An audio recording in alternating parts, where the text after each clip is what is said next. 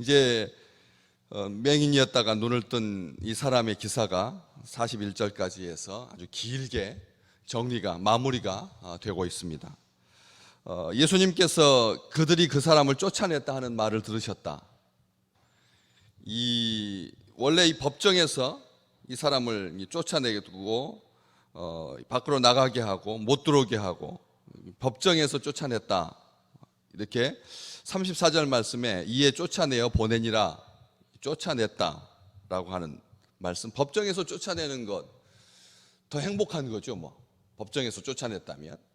그런데 이 사람을 쫓아낸 것이 법정에서 쫓아낸 것으로 끝난 것이 아니라 이 출교라고 하는 문제와 22절에 있는 출교라고 하는 문제와 연결이 되어 있습니다. 유대인들이 누구든지 예수를 그리스도로 시인하는 자는 출교하기로 결의했다. 이렇게 이것이 무서워서 그 부모가 더 이상 강하게 내 아들의 눈을 뜨게 한 사람이 누구인지 말하지 못하고 단지 아들이 맹인이었다가 나은 사람이고, 그리고 어쨌든 지금은 보게 됐으니까 어떻게 보게 되었는지는 그 아들에게 물어라, 이렇게 그 선에서 더 이상 용기 있게 맞서지 못했었는데, 이 사람은 그런 거하고는 전혀 개의치 아니하고 아주 당당하게 잘 말해왔습니다. 30절에서부터 33절까지 그가 고백하고 있는 자기 자신의 신상 문제, 그리고 신학적인 문제, 우리가 신학적이라고 말을 해서 그렇지 하나님이 죄인의 말을 듣지 아니하시고 경건하여서 그의 뜻대로 행하는 자의 말을 들으시는 줄 우리가 압니다. 그렇게 교만하거나 자기만 독불장군처럼 나는 너희들이 못 보는 세계를 보고 있다, 이렇게 말하지 아니하고 자기가 생각하고 있는 것, 자기가 믿는 바를 아주 분명하게 굴하지 아니하고 말을 합니다. 그런데 여기에서 그 유대인들이 그를 출교했다라고 하는 표현을 쓰고 있지 않습니다. 요한도 그것을 굳이 밝히지 않습니다. 그냥 쫓아냈다라고만 표현을 하고 있습니다. 출교라고 하는 이 종교적인 차원에서의 이 심판, 정죄, 판단, 이것에 대해서 말하지 않고 단순하게 썼습니다. 그 사람을 쫓아냈다고 하는 말을 들으셨다. 이 유대 사회에서 쫓아냈다, 법정에서만 쫓아낸 것이 아니라 사회 속에서부터 쫓아내는 것, 출교라고 하는 것을 일부러 말하지 않아도 유대 사회에서 이 조치는 구걸권을 박탈당했다.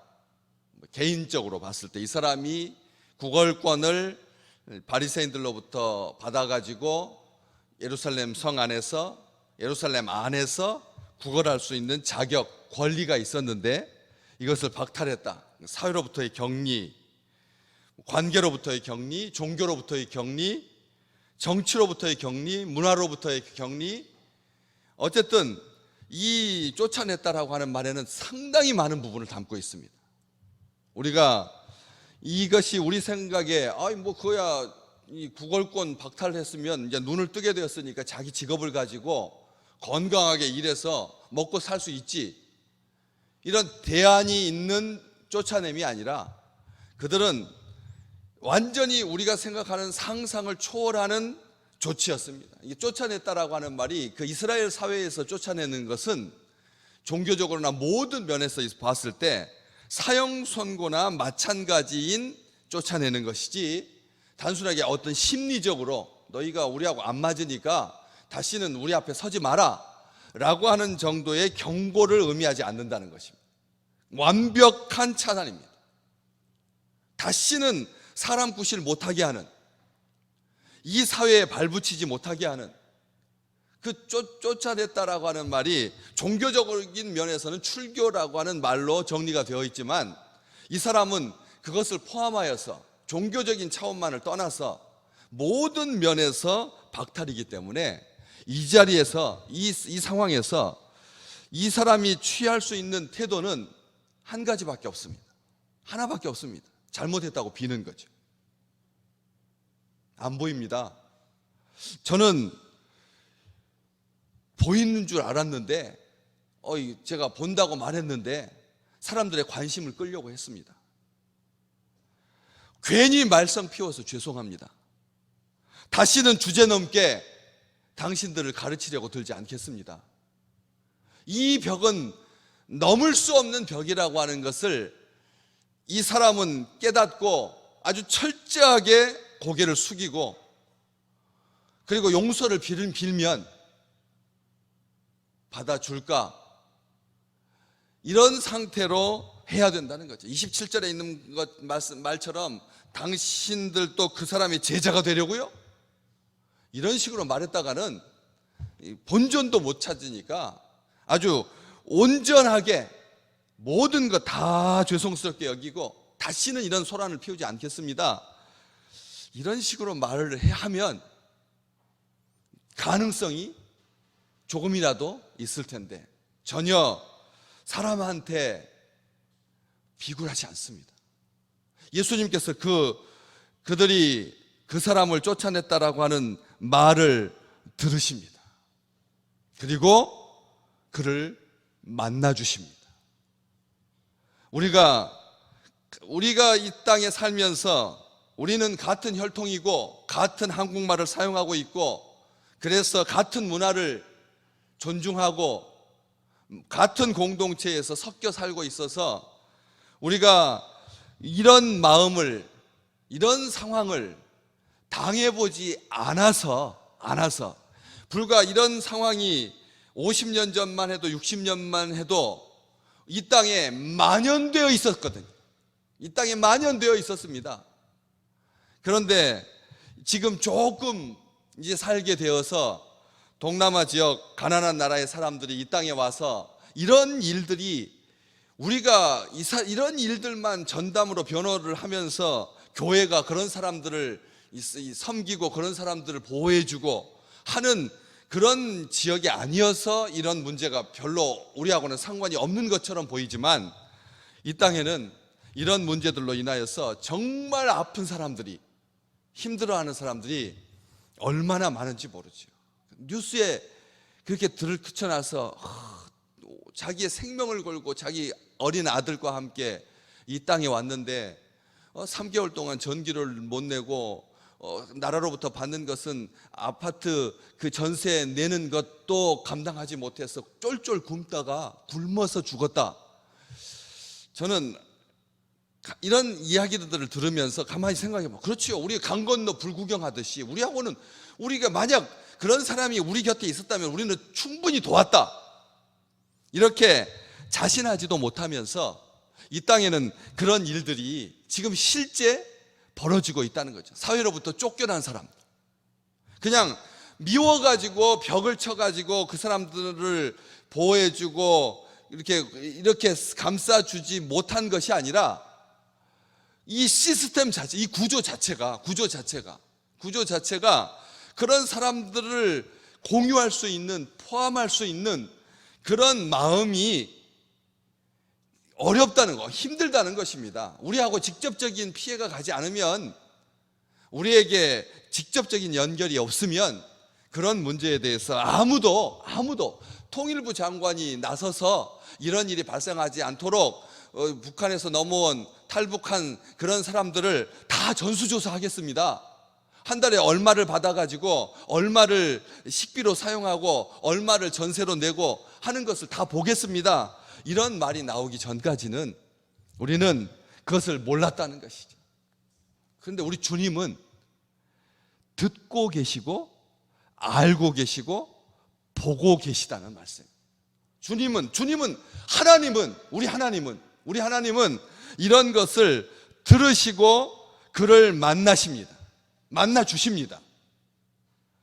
고쳐주셨으면 끝이죠. 그 다음에 네 앞길은 네가 알아서 개척해라, 이렇게 하셔도 이게 더 건강한 것이고, 이런 난관을 뚫고 나가야죠.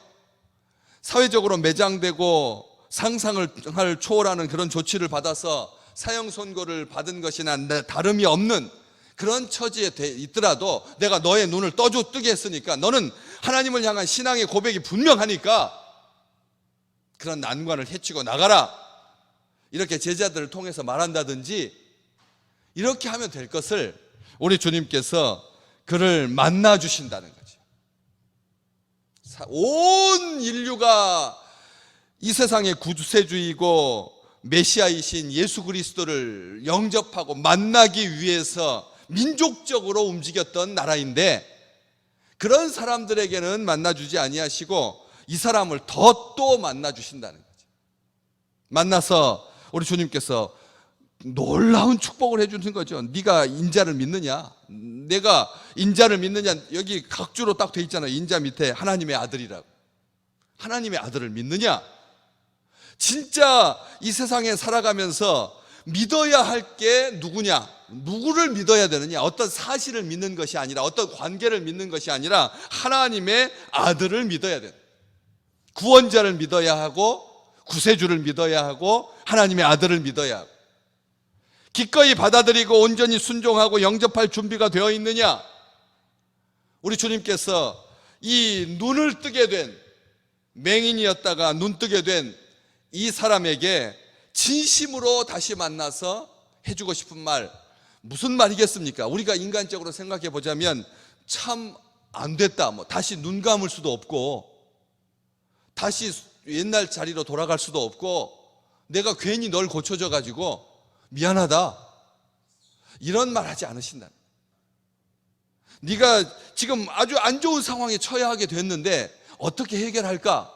어떻게 이 난관을 뚫고 지나갈까? 어떻게 문제를 해결할까? 이걸 묻지 않으신다는 거예요, 주님이. 주님께서 진정 이런 이 세상에 쫓김을 당하고 그런 안 좋은 상황 속에서 어려움 가운데서 난관에 봉착하고 문제에 봉착하고 장애에 봉착하고 어려움에 봉착하고 이것을 어떻게 극복할까를 물으시는 것이 아니라 네가 인자를 믿느냐? 우리는 믿음의 문제 앞에 날마다 자신을 세우셔야 합니다. 진정 우리가 주님을 믿고 있느냐? 인자를 믿고 있느냐?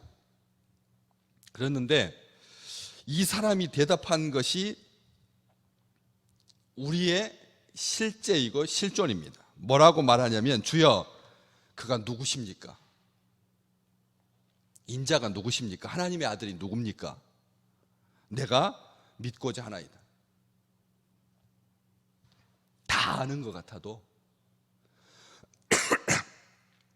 하나님이 어떤 분이시고, 그리고 경건한 자의 말을 들으시고 그의 뜻대로 행하는 자의 말을 들으시고 알고 있고, 보지 못하는 것을 보고 있어도 아무도 그에게 하나님의 아들에 대해서 들려주지 못했던 것. 아무도 인자에 대해서, 메시아에 대해서, 구세주에 대해서, 조상 때부터 전통적으로 하나님에 대해서는 듣고 들어왔지만 온 사회가 부처님도 계시고 하나님도 있고 이런 것들을 알고 있는 것으로 끝나고 멈춰서 있어서는 안 된다는 말입니다. 왜요? 이거 듣지 못한 거예요. 사도행전 19장에 보면 에베소의 어떠한 제자들이 바울이 질문했어요. 성령을 받았는지 물었어요. 그랬더니 그 제자들이 뭐라고 된다면, 제자입니다, 제자. 에베소에 있는 어떤 제자들, 그 제자들이 바울의 그 질문 앞에 성령이 계시다라고 하는 것을 듣지도 못했습니다. 듣지도 못했습니다. 우리는 이것을 기억하셔야 합니다.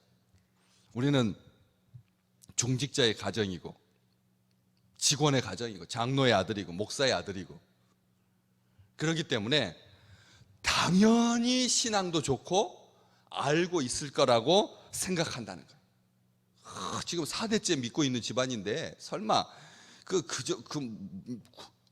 모르겠나? 근데 실제로 몰랐습니다. 제자들도 몰랐습니다. 우리는 이것을 기억하셔야 됩니다. 주님께서 이 사람에게 만나 주시고 인자를 믿느냐라고 하는 이 질문을 하시지 않았다면 이 사람은 평생 눈만 떴지 하나님에 대해서만 알았지, 믿음을 가지고 예수를 믿고 신앙생활을 하고 구원받은 자로 살지 못하고 아는 것으로 끝났을 거라는 것입니다. 이걸 기억하실 필요가 있습니다. 우리가 이 땅에 살면서 정말 믿고 있느냐, 우리 주님께서 묻듯이 믿어야만 하는 거죠. 예수님을 믿어야 하고 예수님을 알아야 하고, 그래서 내가 그를 보았거니와 눈 뜰 때 예수 그리스도의 그 권능을 맛보았지만 지금 너와 말하는 자가 하나님의 아들 인자다, 믿어야 할 뿐이다 하면서 그 치유받게 해주신 그 권능의 주체와 지금 눈앞에서 보고 있는 예수라고 하는 이 하나님의 아들 인자와 이렇게 연결을 시켜야 돼. 이 파편적인 지식, 많이 들어서 알고 있는 것, 정보로 통해서 알고 있는 것으로 끝나지 아니하고, 우리를 실제로 오늘 또 우리에게 새날을 주시고, 오늘 또 우리에게 감사의 조건을 주시고, 오늘 또 하나님의 능력을 펼치시고 하는 것이 믿음 좋은 미국에 있는 어떤 그 무디라고 하는 그 사람에게만 해당되는 것이 아니라 실제 오늘 이 시간 지금 너 앞에서 너와 말하는 자가 그다, 오늘 나에게 지금 말씀을 주고 계신 예수 그리스도, 그분을 믿는 그 믿음으로, 절하는 마음으로 믿음에서 절대 복종하고 다스리심과 인도하심을 그런 온전하게 수용하고 그 앞에 절했던 이 사람과 같이 전율을 느끼면서 우리와 함께 계시고 우리를 기뻐하시는 하나님의, 실제로 지금 오늘 나와 앞에 내 앞에 계시는, 나에게 말씀을 주시고 나를 인도해 주시는, 나를 사랑하시고 나를 살펴주시는 우리 주님과 함께하는 복된 날이 되시기를 주님의 이름으로 축복합니다. 여지껏 들어왔던 것으로가 아니라 항상 지금 내 앞에 나와 함께 계시는, 지금 나와 함께 계시는 인자를, 하나님의 아들을 그 믿는 그 믿음으로 하나님 앞에 경배하고 하나님을 사랑하고 하나님과 동행하고, 그런 참으로 뜻깊은 하루가 될 줄로 믿습니다.